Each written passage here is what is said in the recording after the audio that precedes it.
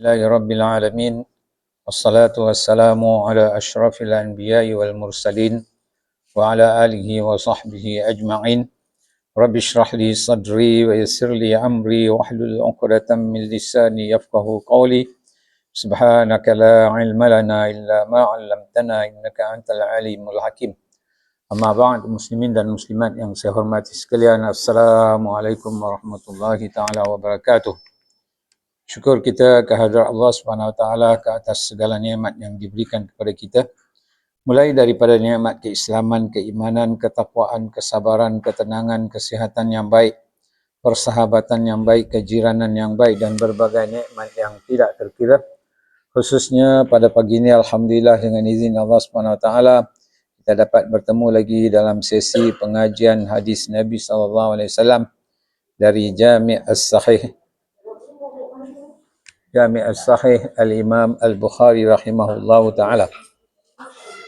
Alhamdulillah, pada sesi yang lepas kita telah pun mempelajari hadis yang ke-9, iaitulah hadis berkaitan dengan cabang-cabang iman, syu'abul iman. Dan alhamdulillah dalam kitab itu kita dah, dalam bab itu, bab yang berkaitan dengan syu'abul iman, kita dah sampai menghuraikan pembahagian Qadhi Iyad mengenai perkara-perkara yang kita sebut sebelum itu, di mana terdapat dalam hadis Nabi SAW dua riwayat yang kita pernah sebut. Cabang-cabang iman ada yang menyebut 63 ke atas, ada yang menyebut 73 ke atas. Tapi mengikut Imam Qadhi Iyad, seperti yang terdapat dalam syarah Ibnu Hajar itu, dia hanya menyebut 63 saja, ataupun 63 lebih lah, bukan yang riwayat 73 tu. Jadi dia bahagikan perkara-perkara itu ataupun amalan-amalan yang berkaitan dengan iman itu kepada 3 bahagian. Amalan-amalan yang berkaitan dengan hati, iaitu sebanyak 24, dan kita dah habis huraikannya, selesai pada sesi yang lepas. Hari ini kita cuba masuk kepada amalan-amalan ataupun perkara-perkara yang disebut syu'abul iman, cabang-cabang iman yang ada berkaitannya dengan lisan. Okey, jadi dia sebut dekat sini wa a'malul lisan wa tashtamilu ala sab'a khisalin. Ya, dia kata amalan-amalan ataupun cabang-cabang iman yang terbit daripada lisan tu ada 7 perkara ataupun 7 khisal ni dia lebih kepada perangai. Kalau dalam bahasa Melayu agak mudah kita sebut 7 perkara lah. 7 amalan pun boleh juga. Okey, nombor 1, dia kata at-talaffuz bit-tauhid. Talaffuz maknanya melafazkan kalimah tauhid. Of course, kalimah tauhid ni asas, ya, asas. Walaupun kita dah sebut sebelum ini, kalimah tauhid juga yang terbit daripada hati. Dia yang ini lebih kepada apa orang kata, apa yang terpendam di dalam hati, ataupun apa yang tertanam di dalam hati diterbitkan melalui lisan, lafaz. Asyhadu an la ilaha illallah, ataupun kalimah yang seumpamanya la ilaha illallah yang membawa maksud keesaan Tuhan, ataupun tiada Tuhan yang seperti yang kita pernah sebut sebelum ni. Terjemahannya, la ilaha illallah, tiada Tuhan melainkan Allah, ataupun tiada Tuhan yang berhak disembah melainkan Allah, ataupun terjemahan yang serupanya, la ilaha illallah. So kita lafazkan benda itu adalah dikira salah satu daripada cabang iman. Yang kita biasa ialah kalimah tauhid tu la ilaha illallah, tapi di sana ada juga banyak lafaz-lafaz yang lain yang disambung dengan kalimah la ilaha illallah, seperti la ilaha illallah disambung dengan sifat-sifat Allah Subhanahu Wa Taala ataupun nama-nama Allah Subhanahu Wa Taala, la ilaha illallahul malikul haqqul mubin, dan seumpamanya lah. Ada banyak yang banyak disertakan dengan sifat-sifat Allah Subhanahu Wa Taala ataupun nama-nama Allah Subhanahu Wa Taala. So itu semua dipanggil kalimah tauhid. Tauhid makna dia yang mengesakan Allah Subhanahu Wa Taala. Nombor 2, tilawah Al-Quran, membaca Al-Quran. Walaupun dia sebut tilawah Al-Quran, ianya tidak berarti kita baca macam tu je, tak. Maknanya ia merangkumi membaca. Mungkin benda ni kita dah sebut dalam bahagian-bahagian yang lain. Maknanya dia bukan sekadar baca, mendengar, begitu juga bertadabbur dan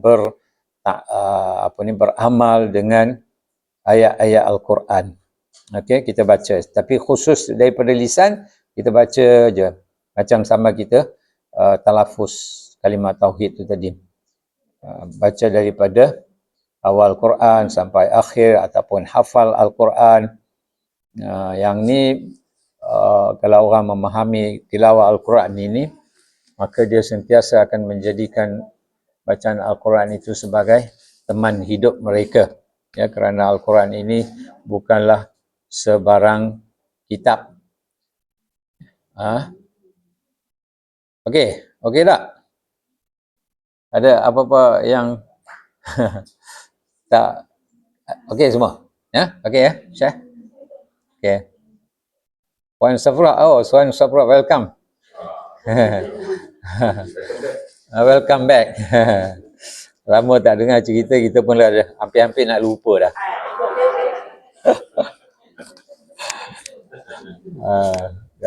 Dengar daripada jauh je. Kadang-kadang online punya kelas kan. Jadi taklah apa orang kata. Yalah begitulah hidup kita ni ya. Lama tinggal sikit lupa. Okey. Jadi nombor 2, tilawah Al-Quran. Yang jadi kenalah kita sentiasa baca. Mungkin yang nombor 1, nombor 2 itu selalu ada pada seseorang yang beriman. Kalau benda-benda ni hilang daripada lisan dia, maka lama-kelamaan akan hilang juga. Ya, kalimah tauhid kita sentiasa kena, sebab dalam beberapa hadis disebut yang lafaz yang paling tinggi sekali adalah la ilaha illallah. Yang tu ada juga dalam satu riwayat yang kita sebut, cabang-cabang iman tu, ada dalam riwayat yang kita baca tu, itu ada kan? A'laha adalah la ilaha illallah, kalimah la ilaha illallah. Wa adnaha imatatul adha fit tariq, yang itu akan datanglah nanti. Okey. Jadi kalimah talafuz membaca Al-Quran, ta'allumul ilm wa ta'allumul ilm. Ta'allumul ilm maknanya mengajar ilmu. Kita mengajar macam saya duk mengajar sekarang kan, itu dikira juga dalam bab ini. Bila maknanya kita keluarkan lafaz-lafaz, semua lafaz ini pengajian Al-Quran, pengajian tadabbur Al-Quran, hadis dan apa-apa ilmu jugalah, tak kira, tak semestinya ilmu wahyu sahaja, sebaliknya semua jenis ilmu. Ilmu-ilmu yang memberi manfaat kepada manusia lain. Cuma ada para ulama dia membahagikan ilmu ni kepada 2 bahagian. Ilmu yang dipanggil ilmu ilmu nafi' dan ilmu ghair nafi'. Nafi' maknanya yang memberi manfaat. Ya. Ada manfaat inilah ada beberapa pecahan, antaranya ilmu yang berkaitan dengan agama ataupun yang disebut sebagai fardhu ain. Ilmu fardhu ain seperti sembahyang, puasa, zakat, yang mana kita wajib mengetahuinya. Ya. Itu fardhu ain. Yang yang tak fardhu ain dalam ilmu apa saya sebut tadi, ilmu nafi' dan ilmu ghair nafi' tu kan. Nafi' mana yang berguna. Yang berguna ada 2, iaitu ilmu fardhu ain yang mana dikira ianya sebagai seorang muslim. Ain maknanya wajib ke atas setiap individu tanpa kecuali. Tak kira perempuan, tak kira lelaki, tak kira tua, tak kira muda, tak kira sakit, tak kira sihat-sihat, semuanya wajib menuntut fardu ain. Contohnya seperti sembahyang, kan? Semua wajib mengetahuinya. Zakat, dan begitu juga lain-lain lah, lain-lain yang berkaitan dengan individu, setiap individu. Okey, so kemudian fardu kifayah. Fardu kifayah ini kalau sebahagian orang mengetahuinya, maka gugurlah dosa ke atas orang lain. Yang ini misalnya, yang ini juga terbagi kepada dua, ilmu yang khusus untuk agama ataupun yang disebut agama, ataupun ilmu yang berkaitan dengan langit samawi, seperti ilmu mengenai tadabbur Al-Quran, ilmu fiqh, ilmu usul, ilmu sirah, di mana kena ada pakar-pakar dalam bidang itu. Ini kepakaran, ya. Kita tak boleh mengharapkan semua jadi pakar. Pakar tafsir, pakar usul, pakar fiqh, kan. Jadi di sana, tapi kena belajar. Sebahagian orang kena belajar supaya mereka ilmu itu tidak hilang, supaya kita sampaikan kepada. Dan ilmu lagi satu, ilmu yang dikatakan ilmu duniawi. Ilmu-ilmu yang memberi manfaat kepada kehidupan dunia. Macam mana nak buat rumah, macam mana nak buat kapal terbang, macam mana nak berniaga contohnya, kan. So itu pun satu ilmu juga yang mana kita tak boleh ketinggalan. Kadang-kadang orang tak faham, dia kata ilmu ini ilmu dunia, kita tak mau ambil tahulah, kita nak ilmu akhirat saja. Tak, semua ilmu, apa saja ilmu yang memberi manfaat, wajib kita pelajarinya, sama ada fardu ain atau fardu kifayah, ya. Yang berkaitan dengan kehidupan dunia, pembinaan rumah, pembinaan jambatan, pembinaan jalan raya, bagaimana nak menjaga alam sekitar. So semua itu adalah wajib ke atas kita, ya.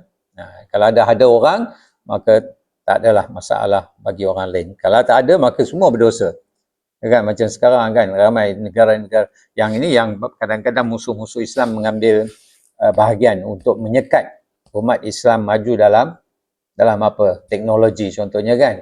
Sedangkan kita wajib mengetahui, kan, teknologi macam mana. Yang tu dia kongkong, dia tak bagi peluang kepada umat Islam. Kalau tak ada, kan masa peperangan dunia pertama kedua ni, yang dia memerdekakan negara-negara yang mereka jajah, tapi teknologi dia tak bagi.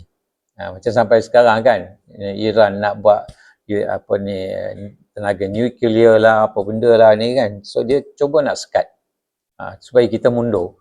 Sebab tu mana ada negara-negara Islam baru je yang Pakistan, India, Iran dan lain-lain negara mempunyai. Saudi Arabia ada? Tak ada. Masa menjajah mereka sudah mempunyai perjanjian. Teknologi tak ada. Sebab tu kita IT pun kita tak reti, kan. semua yang berkaitan teknologi ni, teknologi IT, IT panggil apa? Teknologi maklumat, TM lah, kita panggil TM. IT ni industrial technology, kan, information technology industry. Jadi dia cuba sekat. Kalau yang jadi supaya kita mundur. Hatta Jepun pun macam tu juga. Jepun mana ada buat senjata? Ada? Tak ada, kan? Sebab apa? Sebab masa yang berlaku peperangan dunia kedua lah, dia maju, tapi senjata-senjata semua tak ada. Kapal terbang pun saya ingat dia tak bagi buat kot. Dia ada perjanjian dengan tu. Nampak tak? Jadi sekarang macam negara Islam, yang itu tak apalah, itu negara bukan Islam, kan. Maknanya negara mana mereka menjajah, mereka biarkan mereka mundur. Mundur supaya mereka boleh mengaut segala khazanah negara mereka dan bawa balik ke sana. Hatta India masa penjajahan, macam Mahatma Gandhi biasa dengar, kan. Macam kadang-kadang kita nampak benda tu simple je, tapi semua mereka lepas jajah, apa benda tu, rempah ratus, Rempah ratus, India tu kaya dengan rempah ratus. Garam laut, semua mereka mempunyai perjanjian untuk ekspor kat sana.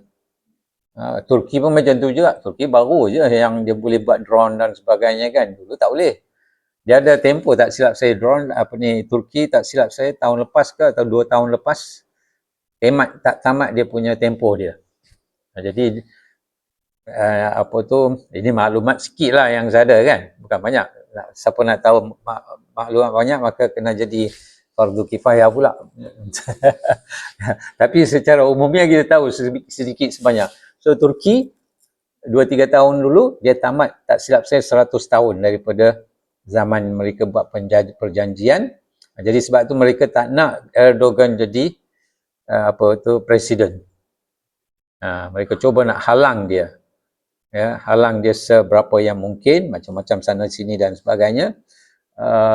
Kerana apa? Kerana Erdogan dia agak menentang, kan? Jadi habis je perjanjian, dia boleh maju ke depan. Okey. Malaysia saya tak tahu lah sampai bila dia punya ni, kan? Kalau bila Malaysia dah boleh buat senjata, kita mana ada senjata, helikopter ada tak kita buat? Tapi kita punya pakar-pakar semua kerja dekat sana. Anak-anak Malaysia kita kan, dia tak boleh kerja sini, tak ada. Ada seorang sahabat dulu dia belajar atomic bomb. Macam mana nak buat specialize dalam buat atomic bomb. Tapi balik tak ada kerja. Bukan tak ada kerja, maknanya tak tahu bidang mana dia nak masuk. Last kali dia masuk bidang sains sajalah. Sains secara umumnya. Sebab tidak ada benda-benda ni diajar di universiti-universiti. Jadi, tapi ilmu itu sangat penting. Banyak mana kita boleh explore dunia ini, memang Allah SWT memberi kita buka minda kita explore segala-galanya. Nak pergi hatta, nak pergi ke angkasa lepas pun boleh, tak ada masalah. Kan? Tak? Ini kita dah keluar tajuk pergi buka minda kita. Kadang-kadang kita ingat, kita ilmu kita ni kita belajar benda-benda mengenai semayang, halal haram, cukup tak? Sebenarnya semua bidang ilmu, hatta nak masuk ke bawah tanah pun tak ada masalah. Tapi bila kita sebut macam tu, maknanya kena ada dia punya adab-adab dia lah. Jangan misalnya katakan apa benda tu, kita boleh gunakan kayu-kayu yang ada dekat hutan, kan, contohnya kan, untuk kegunaan manusia, tapi tak boleh menghancurkannya. Dia ada adab-adab dia. Maknanya misalnya kalau kita potong satu pokok balak, kayu balak tu kan, mesti ada pengganti dia. Kalau tak ada, jadilah macam apa yang berlaku dekat Aceh baru-baru ni kan. Macam tu lah. Kerana mereka mahu maju, tetapi orang yang memegang kemajuan itu bukan mempunyai pengetahuan yang mendalam dalam ayat-ayat Al-Quran ni. Jadi maka jadilah melakukan kerosakan, yang pentingnya aku dapat untung. Itu yang jadi begitu. Okeylah, jadi mengajar ilmu-ilmu yang manfaat. Yang tak manfaat ni apa dia? Satu lagi bahagian yang kedua, ilmu tak manfaat. Apa dia? Siapa tahu? Apa? Bidang musik. Bidang?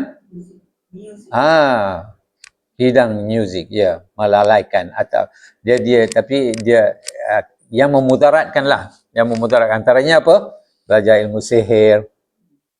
Ilmu sihir, ilmu hitam. Ilmu hitam tahu kan? So yang mana ianya memberi mudarat kepada orang lain. Jadi itu tak boleh lah. Kalau muzik macam muzik yang melalaikan orang lain kan, itu semua tak boleh lah. Okey, so itulah secara ringkasnya, ilmu ada dua jenis ilmu, yang manfaat dan yang tidak manfaat. Wa ta'limuhu, dan menuntut. Yang pertama adalah ta'allumul ilm. Ta'allumul ilm, mengajar ilmu. Saya sebut mengajar tadi kan. Wa ta'limuhu, ta'allumul ilm itu belajar. Yang ta'limuhu mengajar. Ya, dalam bahasa Arab macam tu. Yang pendekkan cerita, mengajar dan juga belajar. Okey, Dan yang seterusnya yang ke berapa? 1, 2, 3, 4, 5. Doa. Ya, doa ini doalah, doa kepada Allah Subhanahu Wa Taala, yang apa ni, memohon kepada Allah Subhanahu Wa Taala dengan apa-apa doa yang diajarkan oleh Nabi, khususnya yang diajarkan oleh Nabi sallallahu alaihi wasallam. Yang tak diajarkan tu kita boleh baca, tak ada masalah. Ya, maknanya apa-apa keinginan kita, kita boleh mohon dalam apa jua bahasa. Bahasa India ke, bahasa Cina ke, bahasa Urdu ke, tak semestinya dalam bahasa apa? Bahasa Arab. So, doa.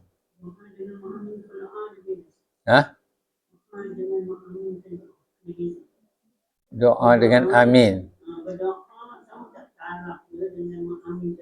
Sama lah. Amin lah. Amin tu doa juga.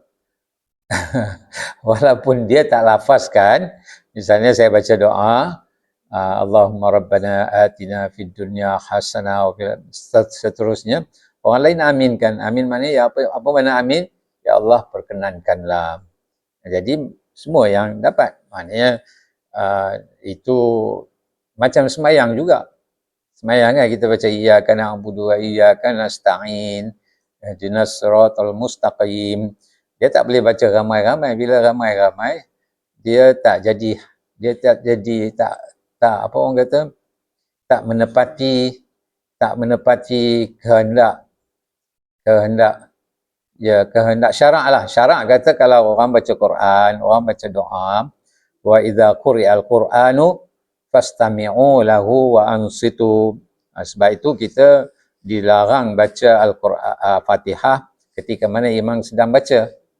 Imam baca Fatihah, Alhamdulillahirrabbilalamin, kita pun baca Alhamdulillahirrabbilalamin. Ya kan? Suruh dengar je. Dan dengar dengan baca itu sama ganjaran dia. Sebab tu kadang-kadang Nabi SAW suruh sahabat baca. Sahabat baca, dia dengar. Ya, biasa kan? Biasa tahu tak? Siapa-siapa sahabat lah. Ada beberapa peristiwa yang pernah berlaku. Nabi minta, tak silap saya, siapa dia? Abdullah bin Mas'ud ke ataupun Ibnu Mas'ud. Ibnu Mas'ud ada juga seorang sahabat yang lain. Jadi sahabat tu dia tanya, kenapa aku kena baca? Quran itu turun kepada engkau. Macam itulah. So aku tak perlulah baca. Kau maknanya dia serahkan kepada Nabi. Quran Nabi turun kepada dia, so Nabi bacalah, kenapa aku suruh baca. Jadi Nabi kata tak, aku nak dengar kau punya bacaan. Kerana kadang-kadang dengar tu lebih berkesan daripada membaca. Jadi bila kita baca, kita tak boleh, kadang-kadang kita tak boleh nak menghayati dia punya makna. Tahu kan? Misalnya kita baca je kan, kadang-kadang bila dah hafal, ini pun satu ni juga, bila kita dah hafal, kita tutup mata pun kita boleh baca. Kadang-kadang akal kita duduk tempat lain, mulut dah biasa, so dia akan datang baca je. Salah tak silap orang lain yang tahu. Itu memang dia punya hebatnya Al-Quran. Biasa tengok tak, ada seorang hamba Allah ni, disebabkan dia selalu baca Al-Quran pada waktu-waktu yang tertentu, dia punya istiqamah dia, misalnya lepas pukul 10 pagi contohnya, ataupun selepas sebelum subuh, dia baca, dia punya rutin dia, setiap hari dia baca. Jadi dia tu koma, di hospital, koma dia. Bila tiba waktu dia baca Quran tu, mulut dia akan bergerak, baca benda tu. Orang boleh dengar. Itu mukjizat Al-Quran. Jadi dia baca, tapi habis baca Al-Quran tu, tak boleh cakap, koma. Bila tiba waktu dia baca, dia boleh baca. Jadi itu adalah mukjizat Al-Quran. Jadi begitu je, kalau kita dah hafal, kita sentiasa baca, kadang-kadang dalam tidur pun kita baca Al-Quran. Kita tak sedar. Kan? Kita tak sedar. Jadi itu hebat. Jadi orang yang dengar ni, dia lebih fokus. Lebih fokus dan dia lebih mengerti dia punya makna. Sebab tu bila Nabi SAW minta ayat apa? Siapa ingat ayat tu? Yang menangis. Nabi SAW menangis. Surah apa? Surah An-Nisa kot. Surah An-Nisa.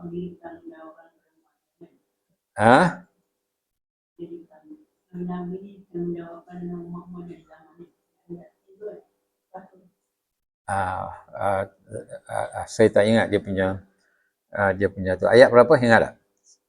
Nak saya cari ke? Surah An-Nisa, maksudnya bila dia sebut dalam ayat tu, dia ada makna dia wa kafa billahi hasiba. Bukan? Apa ayat tu? Apa? Surah An-Nisa ayat apa? Apa dia bunyi dia? Belum cari? Belum cari. Yang berkaitan dengan Nabi lah. Kejap saya cari ya. Cari, siapa cari? Saya nak tengok siapa boleh cari.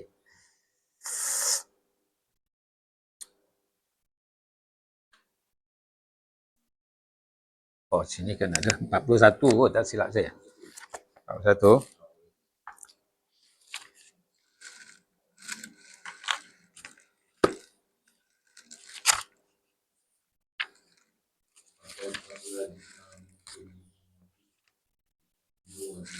Wajibna bika ala haula'i syahida. Ayat 40. 41. Okey. 41. Fakaifa idza ji'na min kulli ummatin bi syahidin wa ji'na bika ala haula'i syahida. So bila tiba ayat yang membawa maksudnya bagaimana dan bagaimanakah keadaan orang kafir nanti jika kami mendatangkan seorang saksi Rasul daripada setiap umat dan kami datangkan engkau wahai Muhammad sebagai saksi ke atas mereka semua. So ini menunjukkan Nabi punya status paling tinggi sekali.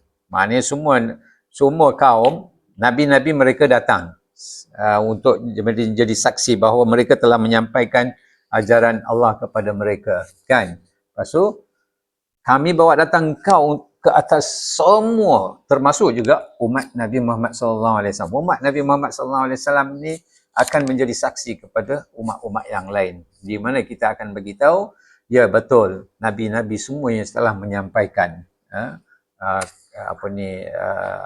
wahyu yang disampaikan kepada mereka, dan mereka telah sampaikan kepada umat mereka. Kita akan jadi saksi. So bila ayat ni Nabi SAW tu, dia kata, Nabi kata cukup. Nabi menangis. Kerana dia punya kesan dia lebih lagi. Jadi sebab tu kalau kita, walaupun kita dah pandai baca, kita minta lah orang lain baca, kita dengar. Wa idza quri'al Qur'anu fastami'u lahu wa ansitu. Bukan sekadar fokus dengar aja, wa ansitu, diam. Ya, kalau orang itu dalam surah apa? Surah Al-Hujurat kan? Bukan. Surah apa? Haji? Zaidi? Wa idza quri'al Qur'anu fastami'u lahu wa ansitu la'allakum turhamun. Okay? Di mana apabila dibacakan kepada kamu Al-Quran, maka dengarlah. Wa ansitu, dan diam. Zaman sekarang orang suka pasang Al-Quran tapi tak diam. Dalam naik kereta pasang Al-Quran tak diam. Dalam majlis kahwin pasang Al-Quran, semua orang bising. Macam-macam bising. Kan? Kedai mamak tu, Masya Allah, nak dapat Islamic mat'am. Dengan kuat, ini Islam. Tapi sibuk dengan macam-macam kerja, sibuk bising, yang makan sembang lain, yang pekerja jerit-jerit sana. Siapa yang dengar? Tak ada siapa yang dengar. Jadi itu bukan nak dapat rahmat lagi, tak. Dapat murka lagi. Kemurkaan Allah SWT. Jadi kalau tak mau dengar, jangan pasang.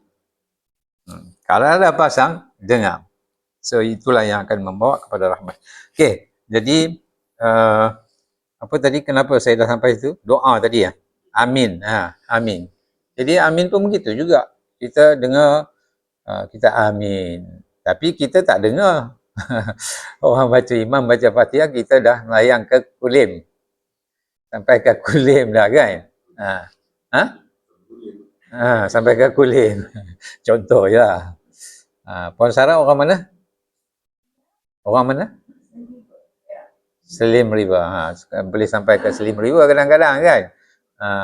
Jadi bukan itu yang diminta. Okey.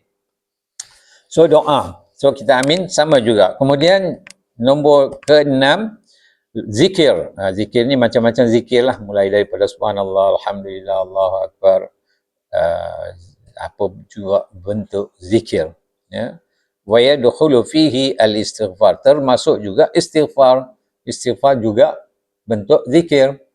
Astaghfirullahalazim, astaghfirullahalazim, astaghfirullahalazim. Kan?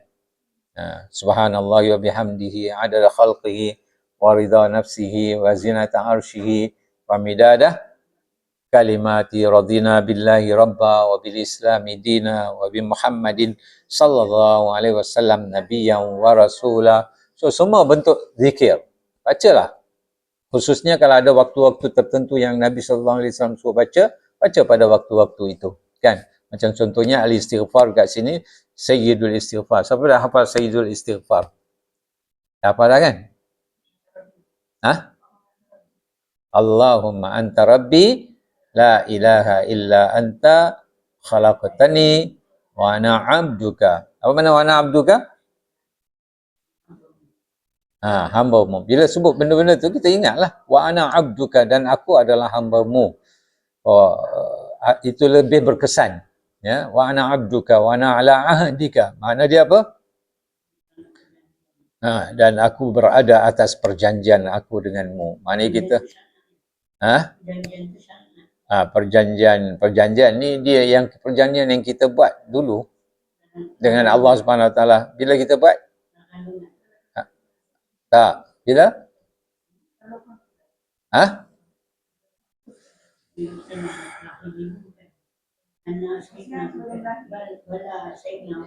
Dekat alamul arwah. Alamul arwah, kan? Ingat lagi dah alamul arwah?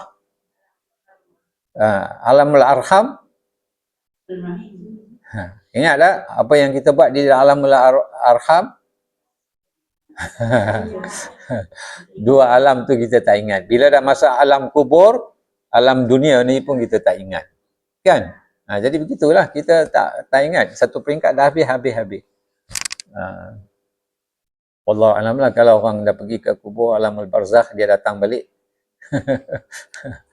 Kan? Bala syahidna. Memang saya pun lupa. Apa yang kita janji, saya pun tak tahu masa zaman alamul arwah, kan? Tapi sudah ada perjanjian dengan Allah Subhanahu Wa Taala, alastu bi rabbikum qalu bala. Kan? Bila ditanya, bukankah aku ini Tuhan kamu? Mereka kata ya, semua kata ya. Turunkan dunia, dia kata, mana ini semua semula jadi ni? Mana Allah pencipta? Kan? Semua ramai manusia lupa. Okeylah, so istighfar dan apa jua zikir yang diajarkan saya sebut tadi tu, maknanya ada waktu-waktu maksurat yang mana ada waktu-waktu tertentu. Seperti Nabi kata Sayyidul Istighfar, bila Nabi suruh baca, sekurang-kurangnya pagi sekali, petang sekali, kan? Itu paling kurang. Kalau nak baca setiap sembahyang tak ada masalah. Raditu billahi, begitu juga raditu billahi rabbah. 3 kali tak ada masalah. Nabi bagi yang minimum saja. Yang minimum tu pun tak ada orang nak buat. Kan pernah kita sebut kan, Nabi SAW nak masuk syurga ni senang kan? Senang ke susah? Ada tak saya sebut hari tu? Memang lebih-lebih yang Sayyidul Istighfar. Baca dengan tenang. Allahumma anta rabbi. Ya Allah, ya Tuhanku, engkau adalah Tuhan aku. La ilaha illa anta. Jadi bila kita baca, kita amati makna dia. Oh, dia lain rasa dia. Gitu juga masa nak pergi tidur, kan kita baca doa, kan? Apa doa kita baca?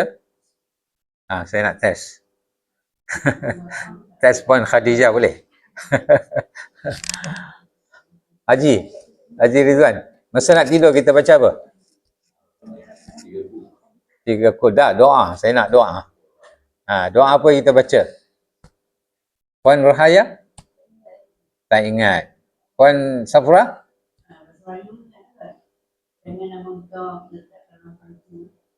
Kenapa bahasa Melayu pula? Puan Safra kan dah belajar bahasa Arab. Bismika Rabbi wada'tu jambi wa bika arfa'uhu fa in amsakta nafsi farhamha wa in arsaltaha fahfazha bima tahfazu bihi ibadakas salihin. Kalau kita baca dengan penuh amati makna, maknanya kita tidur tu kita we are nothing. Kita ni macam seolah-olah tak ada apa. Apa makna dia? Bismika Rabbi, dengan namamu Tuhanku, iaitu Allah, wada'tu jambi, aku telah meletakkan lambung aku di atas katil sekarang ni. Kan, nak letak. Bismika Rabbi wada'tu jambi.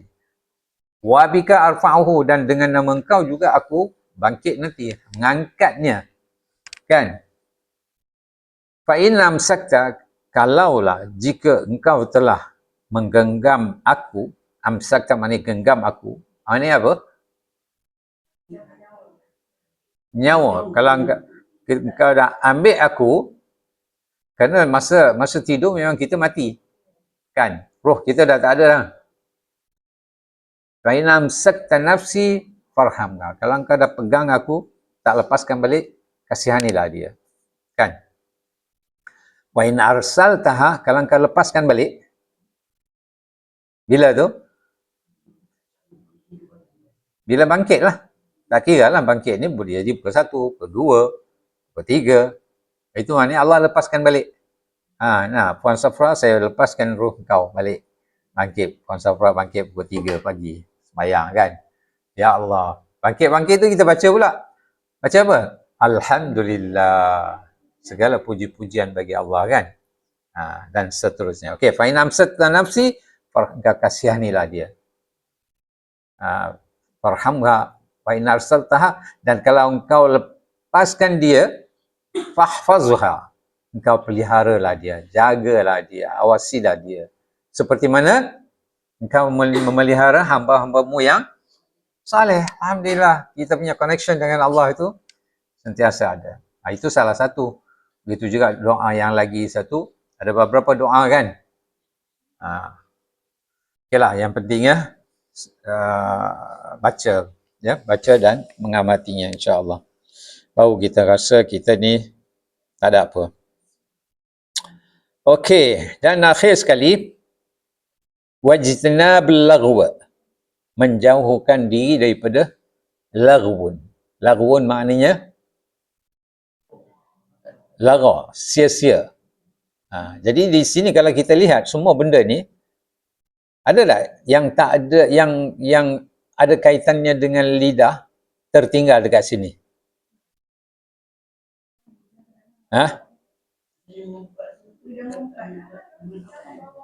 Mengumpat. Okey, ada tak kat sini? Tak ada? Ada. Dia merangkumi semua benda-benda. Yang tauhid, kalimah tauhid, baca Quran tu, itu lain daripada ni kan. Ijtinabul laghu maknanya menjauhi segala perkara yang sia-sia. Mengumpat orang, membawa fitnah, mengadu-ngadu domba orang, memaki orang, mencela orang. Apa lagi? Bercakap kosong-kosong, cakap sorang-sorang. Sekarang banyak orang cakap sorang-sorang.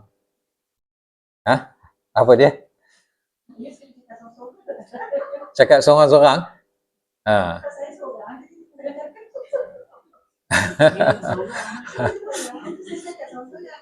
Iyalah.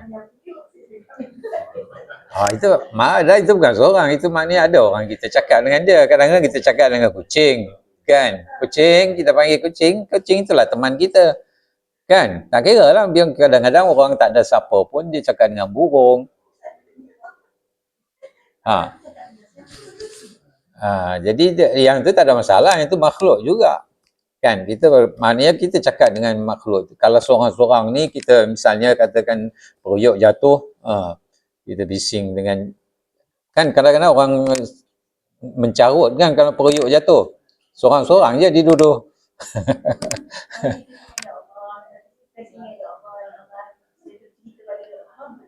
Itu berzikir. Tak ada masalah. Mengadu kepada Allah Subhanahu Wa Taala itu berzikir tu. Ya Allah, ya Allah, Engkau ampunilah dosa aku. Contohnya kan. Okey, pendekkan cerita, maknanya ijtinabul lahum manis semua bentuk. Kalau tak ada benda nak cakap, benda baik nak cakap, kita diam.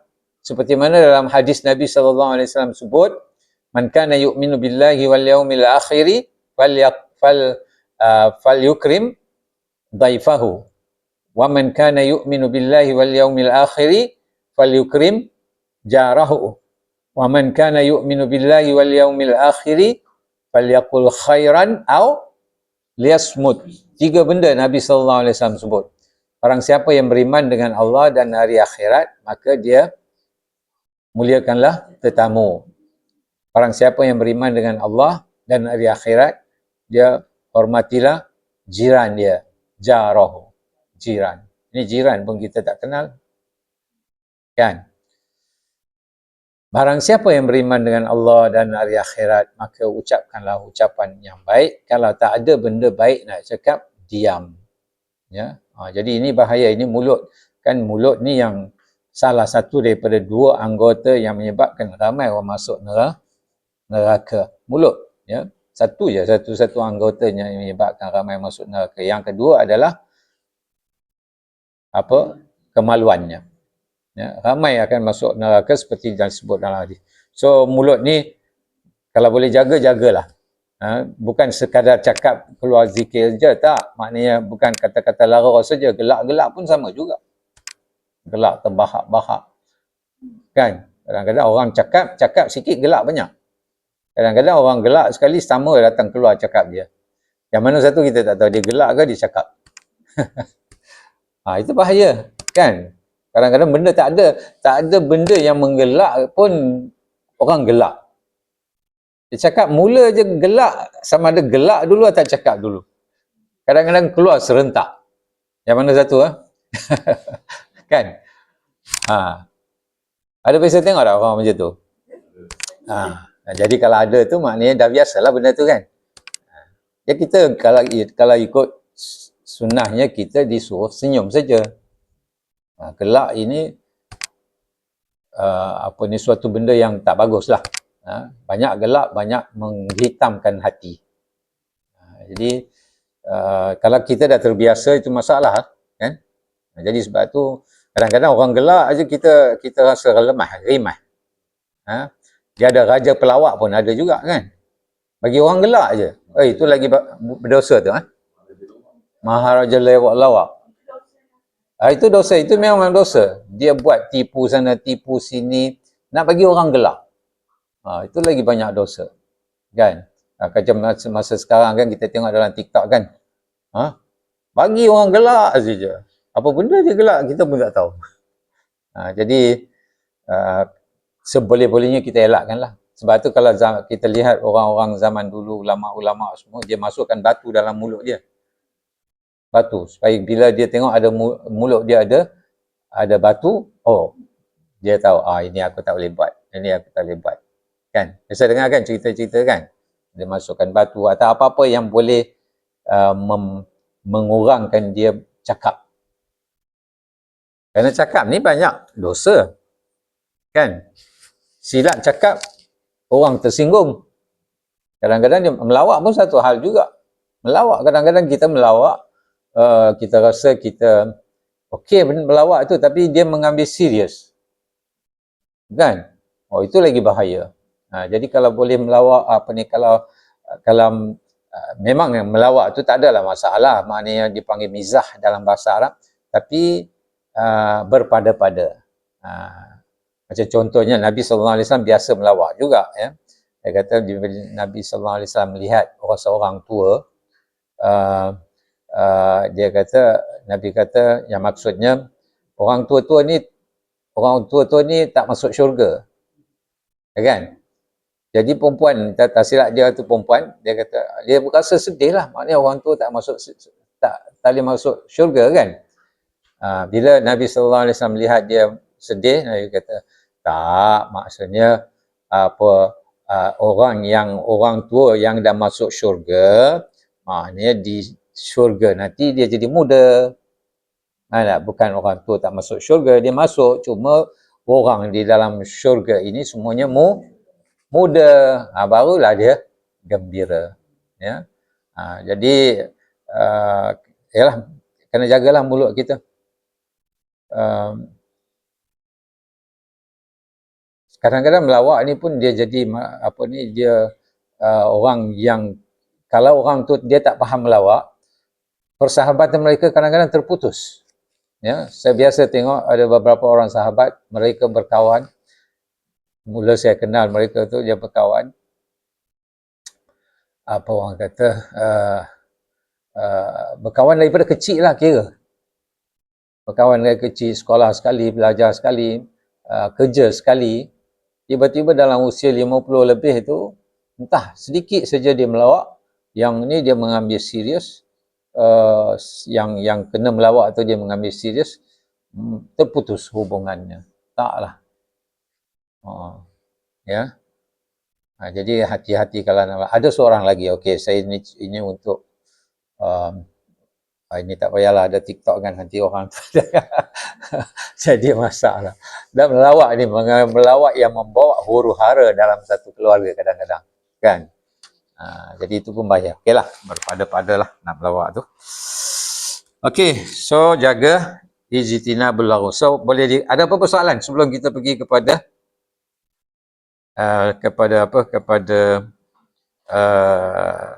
yang lain, bahagian yang ketiga.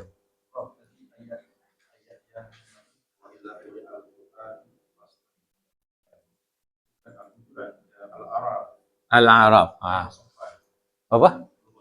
204. Ya, surah Al-A'raf ayat 204. Yang dalam surah Hujurat tu, bukan ayat tu, ayat yang dalam surah Hujurat tu, innamal mu'minuna ikhwatun fa aslihu baina akhawaykum wattaqullaha la'allakum turhamun. Tahu dah makna dia? Innamal mu'minuna ikhwah, sesungguhnya yang matching dia dekat situ adalah bahagian yang terakhir, la'allakum turhamun, fastami'u lahu la'allakum turhamun, kan?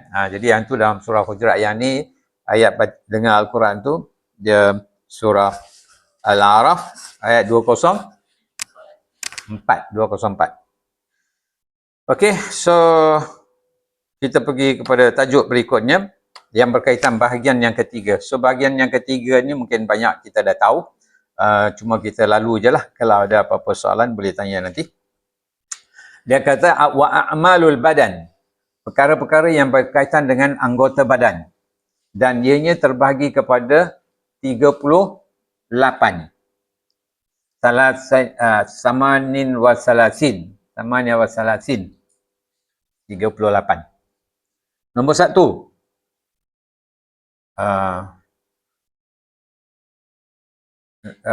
Di antaranya dia kata yang berkaitan dengan apa orang kata, berkaitan dengan anggota badan, betul-betul anggota badan. Dia ni pecahan kepada pecahan. 15 perkara. Khamsatu asyara khaslin ataupun khisalin. Khaslah maknanya perangai.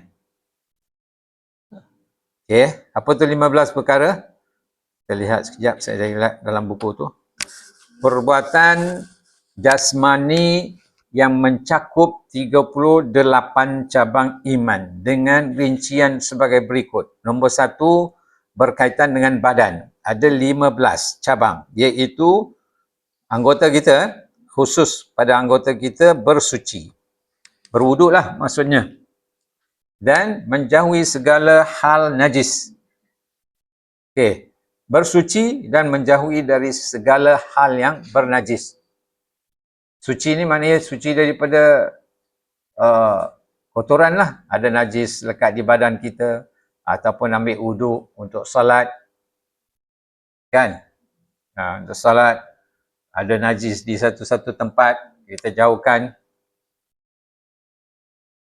Okey, jadi dalam ini wajib kita mengetahui lah apa benda yang najis, apa benda yang tak najis. Ini pun ramai orang kadang-kadang keliru. Ini najis ke Ustaz? Ini tak najis ke Ustaz? Tai burung najis ke tak najis? Tai burung, tai cicak. Najis.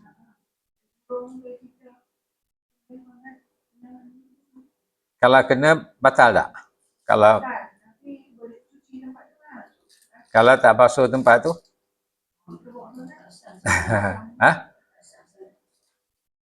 Ini bahaya.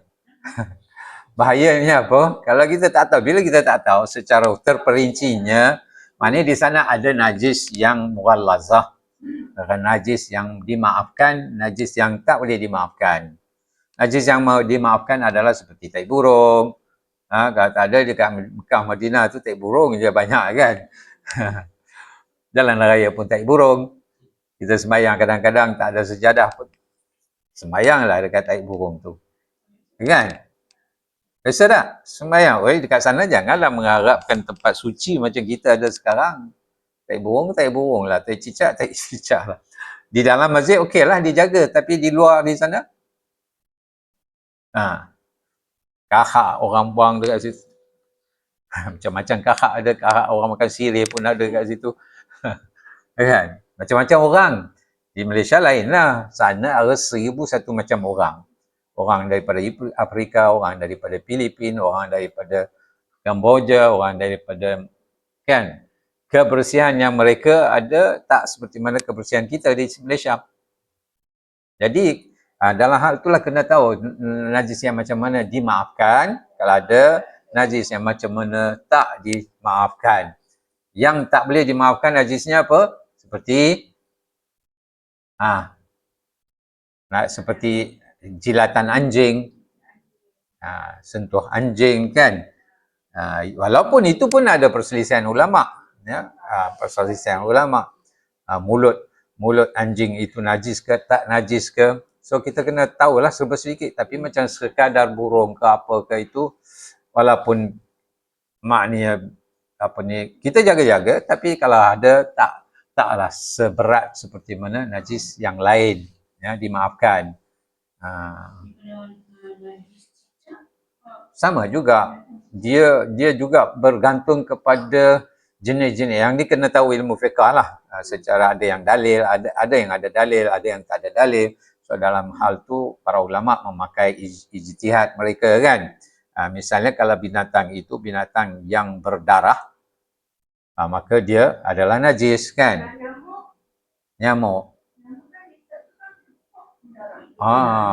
Habis kalau pok kena kat badan kita, batal tak sembahyang kita?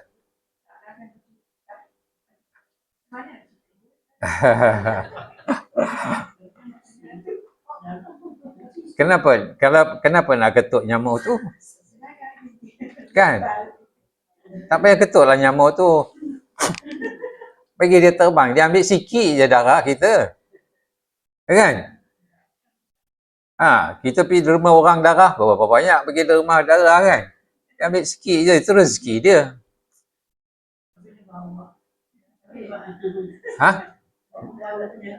Siapa kata dia bawa penyakit?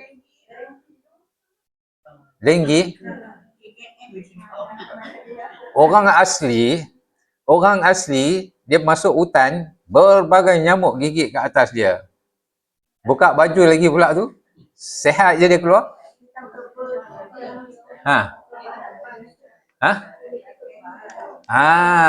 Kulit dah kebal. Dah imun dengan tu, kan. Jadi kita pun jadikanlah imun.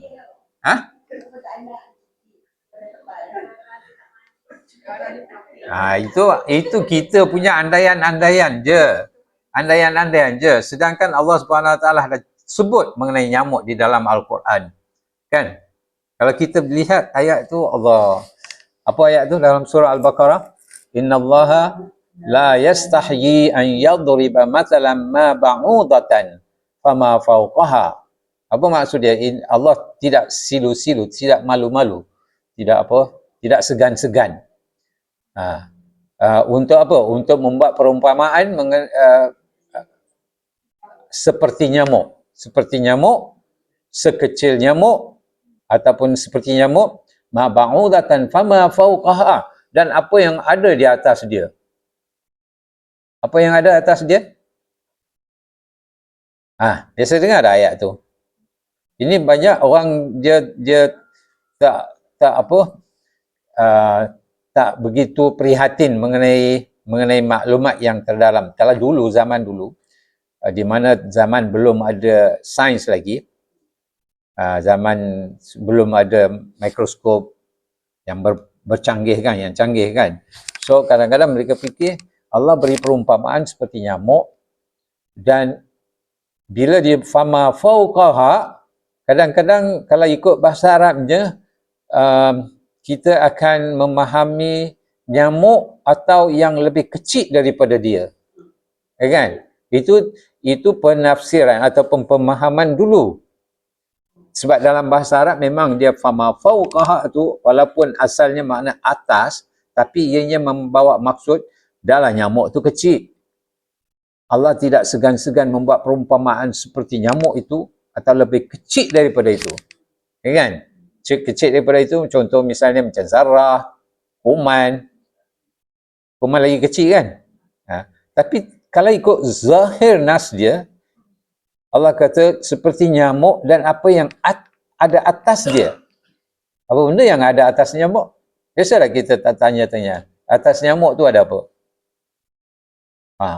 Jadi penemuan sains yang baru yang menunjukkan bahawa memang betul atas nyamuk itu ada makhluk lain.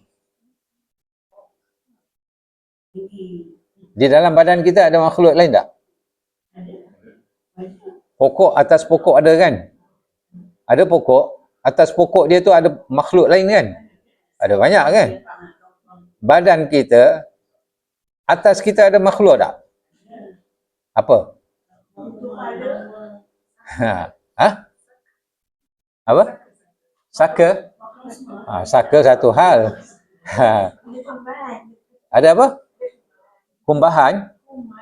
Kuman saja. Lain daripada tu yang boleh nampak, makhluk yang boleh nampak.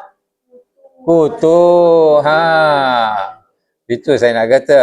Kutu ada banyak kutu kan? Kutu lah macam-macam. Jadi itu di luaran, dalaman ada tak makhluk? Cacing kan? Ada macam-macam. Jadi begitu juga, pendek cerita, nyamuk tu ada satu makhluk dekat sini. Atas dia tu dekat ni, dekat bahagian ni. Kutu juga. Macam mana tu?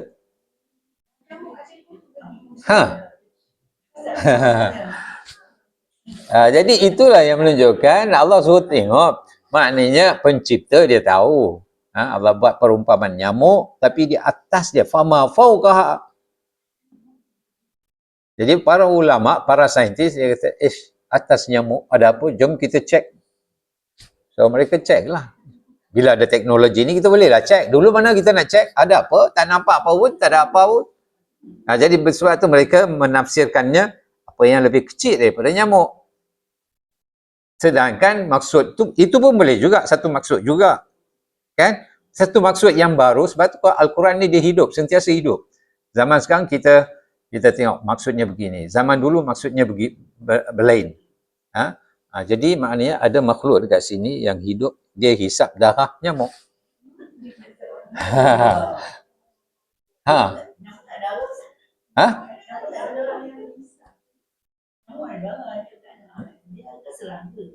Iyalah, kita makan darah tak? Kita pun makan darah juga. Kita makan kadang-kadang makan darah, daging tu darah kan?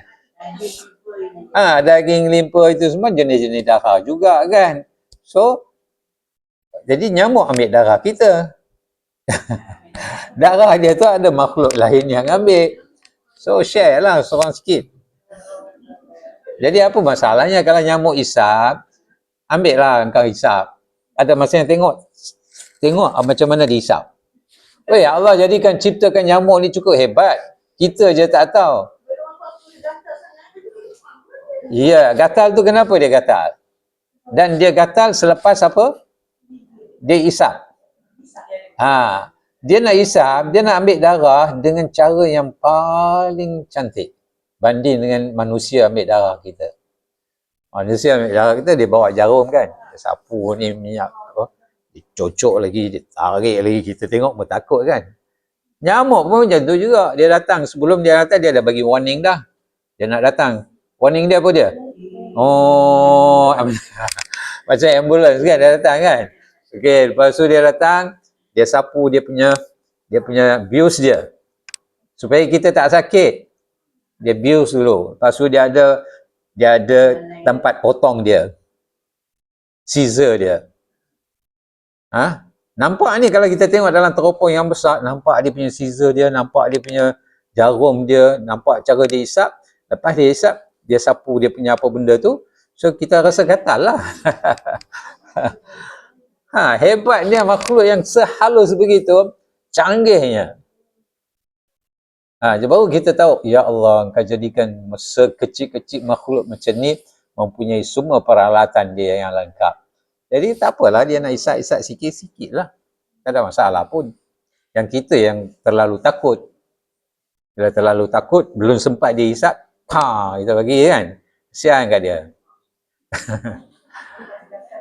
Jadi kalau kita fikir benda ni, Allah, makhluk Allah saja. Kita anggap semua benda makhluk Allah ni dia ada hikmat dia. Cuma kita je tak tadabbur. Kalau dia cerita, anak-anak ni bagus ke tak bagus? Anak-anak tak bagus. Yalah, kita rasa tak bagus, tapi ada kebaikan dia. Kebaikan dia, para ulama dia sebut ataupun para saintis, di hutan pokok-pokok jatuh kan, tombang sana dan sebagainya kan.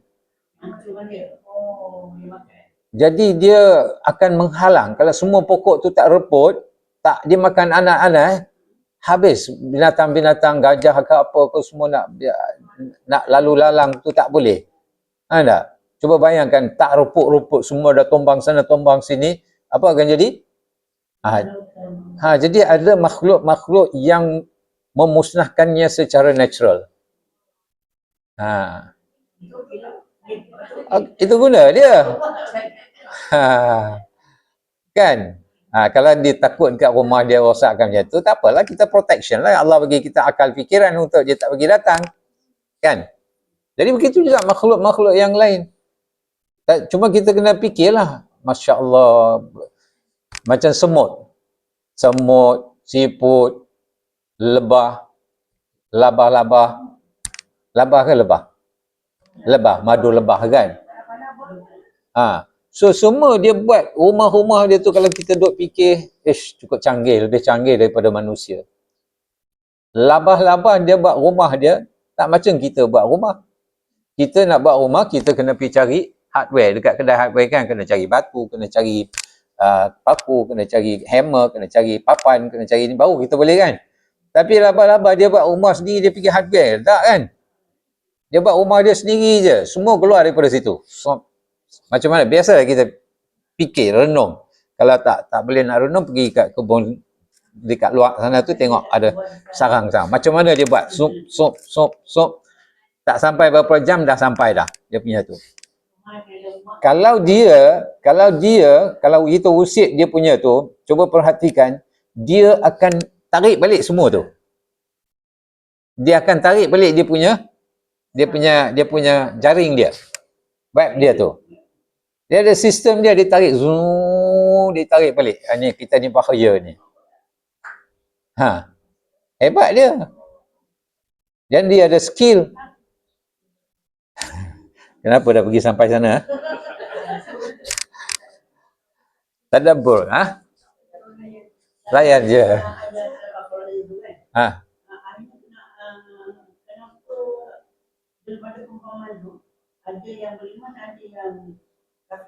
Apa dia? Aha. Okey. Inna Allah la yastahi itu. Inna Allah la yastahi an yadriba mathalan ma ba'udatan fa ammal ladzina amanu fa ya'lamuna annahu al-haq. Jadi orang-orang yang beriman dia berbeza dengan orang kafir. Orang beriman dia akan renung, dia akan fikir fa ammal ladzina amanu fa ya'lamuna apa yang Allah membuat perumpamaan itu adalah benar. Ha? Fa innahu al-haq kan.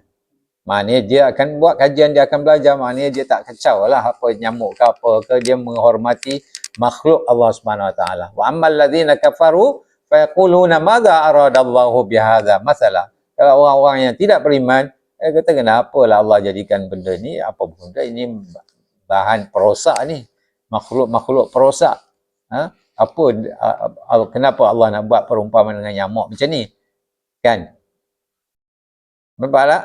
Itu salah satu daripada tafsir lah. Tafsir sebenarnya saya kena rujuk balik lah apa para ulama kata. Secara zahirnya macam tu lah. Orang kafir dia buatlah perumpamaan macam mana pun dia rasa tak berguna. Kan? Tapi orang beriman dia akan semua makhluk-makhluk Allah SWT termasuk nyamuk dia jadikannya sebagai bahan untuk berfikir. Siput. Kalau Puan Sarah dekat rumah tu, dekat kebun, belakang rumah ada kebun kan? Siput tu buat apa? Ha? Siput? Ha. Jadi Puan Sarah buat apa? Ambil, baling? Ha, bagus. Ha, macam tu lah. Tak apalah, dia punya cara hidup dia macam tu. Kan? Dia nak hidup macam tu. Ini kadang-kadang kita tengok subhanallah di jalan kat sorang-sorang dekat jalan raya kan. Ni jalan. Kita pijak dia. Tak ada sebab apa kita pijak dia. Sedangkan kalau dia perhatikan, Allah jadikan benda yang keras di atas dia, dalamnya dia lembut. Kita pergi kat dekat, dia tarik masuk dalam badan dia. Kemudian dia nak pergi makan je sayur-sayuran dia. Melendir badan dia. Ha. Jadi manusia ni jahat nah. Kan? Ha? Ha. Ha. Yalah. So, pendekkan cerita, semua makhluk Allah ni dia ada kehebatan dia sendiri. Hatta kalau kita tengok macam mana semut buat sarang dia, macam mana dia tarik daun, pap, cantum dekat sini. Macam mana lagi satu daun dia tarik, cantum dekat sini. Last sekali jadi macam bola. Suruh manusia buat, mustahil dia nak kena. Dia kena, boleh buat, tapi dia nak apa? Dia kena pergi cari gam lah, dia kena cari itulah, inilah. Baru boleh kan? Semua tak payah, dia tarik je. So, last sekali jadi satu. Ha. Kita kena, itu yang kita kena tadabbur. Ha? Ha. Boleh lah kalau ada sebab. Bukan tak boleh bunuh langsung. Memang ada Nabi SAW suruh bunuh benda-benda yang merosakkan kan. Tikus. Kalau menganggap dia membahayakan tak adalah masalah. Tapi kalau Puan Sarah takut dengan nyamuk, kalau ianya membawa Aedes, di mana orang dah bagi maklumat yang melekat kepada kita, oh ini Aedes ni, aku kena bunuh dia ni. Bunuhlah, tak ada apa masalah. Kerana pada anggapan kita ianya memudaratkan. Tapi kalau memudaratkan pun kita tengok, Allah nyamuk ni Masya Allah, hebatnya makhluk ni kan. Kena isap darah ya. Cakaplah, tadi kan cakap sorang-sorang. Cakap dengan nyamuk ni, kan nak minum isap darah ya. Isaplah sikit, tak ada masalah apa pun. Okay.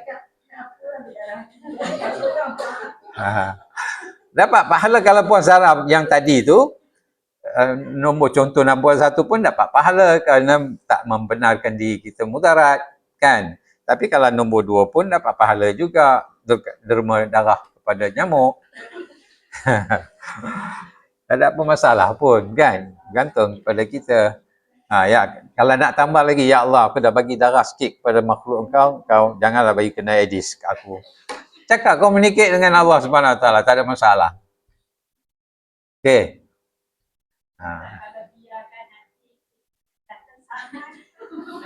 Biar pilah, itu peraturan dunia. Ialah peraturan dunia, dia orang jalankan tugas dia punya pemahaman. Dan mereka macam tu, samalah macam COVID kan. COVID tahu kan? COVID itu mereka punya teori. Jadi boleh jadi betul, boleh jadi salah. So kalau kita yakin dengan kita punya keyakinan, tak ada apa masalah pun. Kalau nak ikut dia orang pun tak ada masalah. So bergantunglah.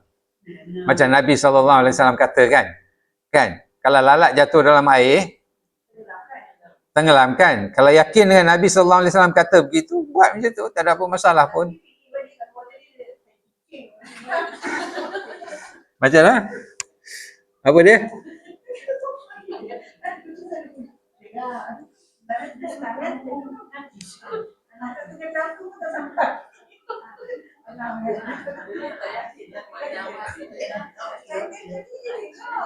Yalah, sama lah ke rumah saya ni. Entah kucing tu datang dari mana, saya cuci macam mana pun, habis cuci dia, buang lagi. Ada sikit je tanah dekat situ. Mari berak, setiap kali ni tengok dah ada. Allah kita pun nampak macam mana? Kan? Jadi biar macam tu lah. Kita cuba bersihkan je lah, itu je lah boleh buat. Jadi kalau benda yang najis, yang macam najis anjing ke apa ke, itu cara lain lah cara penyucian dia. Jadi sebab tu kita kena tahu cara penyucian najis semua. Tai lembu najis ke tak najis?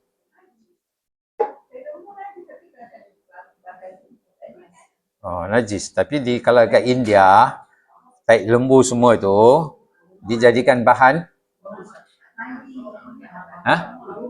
buat rumah ke, buat atap ke, bahan bakar ke.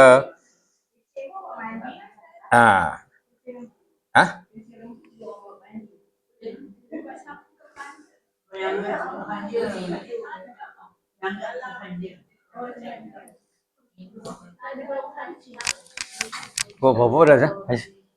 La haula wala quwata illa billah. Cerita panjang ini. So kita dah habis dah. Kita sambung balik nanti. Yang anggota badan ya, najis tu tadi. InsyaAllah. So moga kita dapat manfaat daripada apa yang kita belajar hari ini. Salah silap saya mohon ampunan maaf.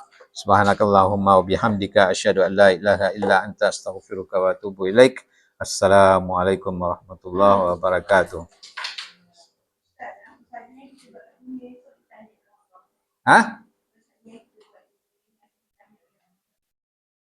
Iyalah, semua yang kita ya. Sepatutnya macam itulah. Tak tahulah kalau Allah nak. Itu kuasa Allah Subhanahu Wa Taala kan. Kalau kecil-kecil Allah nak tanya, tapi memanglah kecil ke besar ke tak terlepas lah. Ya. Apa itu seperti yang terdapat dalam